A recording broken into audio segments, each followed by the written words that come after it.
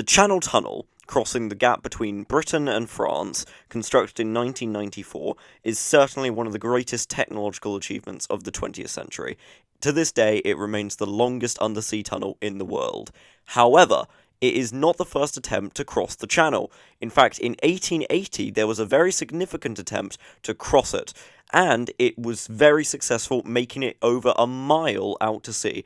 However, to this day, it remains abandoned, and is still accessible if you look for the entry enough. This is a bit of factual information about the construction attempt.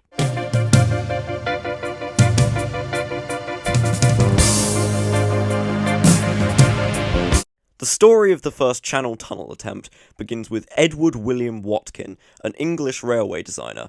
In 1879, he pioneered tunnel engineering technology by contracting workers under his new company, the Channel Tunnel Company, to construct a new tunnel from Britain to France. This would be the world's first large-scale, drilled automatically underground tunnel, and for the 1800s this was truly experimental technology. However, only soon after the project began, it was called off due to fears of an invasion, which would be helped by the tunnel, making access to Britain by the French extremely easily, because we don't trust the French. But, for more serious reasons, if they did kept drilling underground, they most likely would have hit water pockets and the tunnel would have collapsed. But let's just go on a hypothetical here, and say they somehow managed to keep going, putting aside the slight government issues and concerns, and they just kept drilling.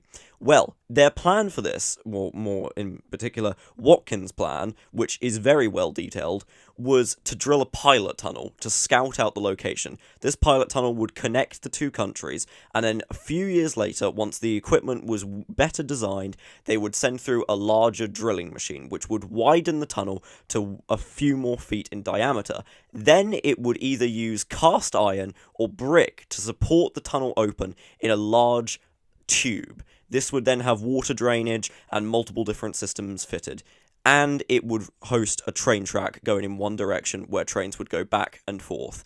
This track would host a large amount of passenger service, allowing crossings in a very efficient time frame compared to previous steam and ferry travel.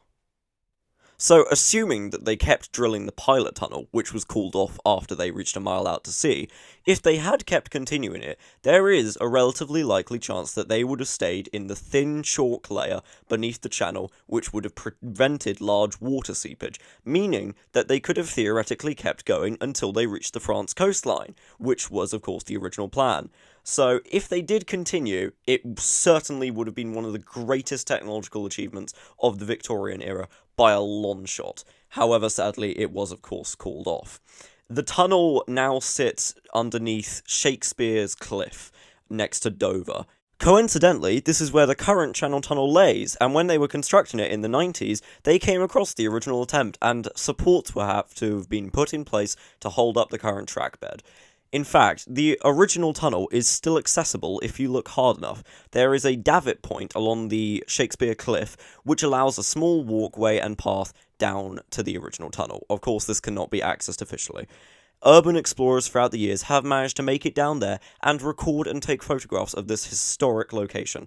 Here are some of the photos which showcase the terrific innovation and tunneling they were doing at the time.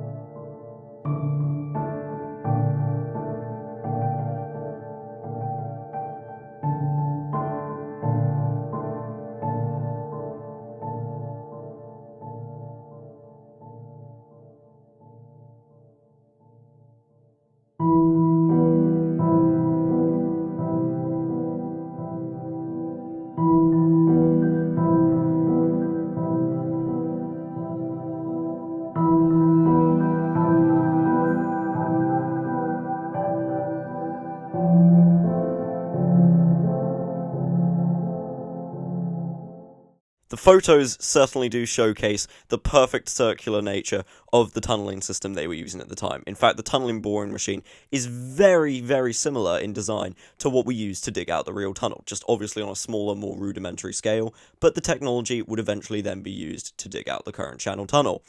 Something of note is that in the 50s, when the talk of the current Channel Tunnel was put into place and designs were first drawn up, a few public safety videos and things being aired on the BBC talking about the construction or potential construction of the tunnel at the time did discuss the 1880s attempt, and they are some of the few documentaries ever talking about the fascinating site. Here is a small excerpt from one of those documentaries talking about the site.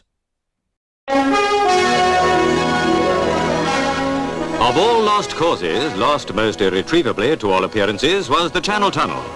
5 miles from Dover, its little-known entrance, a derelict folly. Inspector Arnold, every week for the last 7 years, has, like his predecessors, examined the tunnelling remaining intact since it was begun back in 1880. Abandoned almost at birth because of alarmist invasion talk, the Channel Tunnel was long the dream of its advocates, the joke of its detractors. Now the project is revived as something much wanted, thoroughly practicable. The Channel Tunnel, say experts in many fields, is essential to British prosperity. For those special steamers now ferry trains and cars over the Straits of Dover, delays are such as cannot be tolerated in this day and age. For 100 millions, easily available nowadays, and with anything like the drive that went into our wartime production, we could have the job finished in 5 years. Our status as good Europeans will be enhanced to the profit of all, when under the Straits of Dover runs the Channel Tunnel.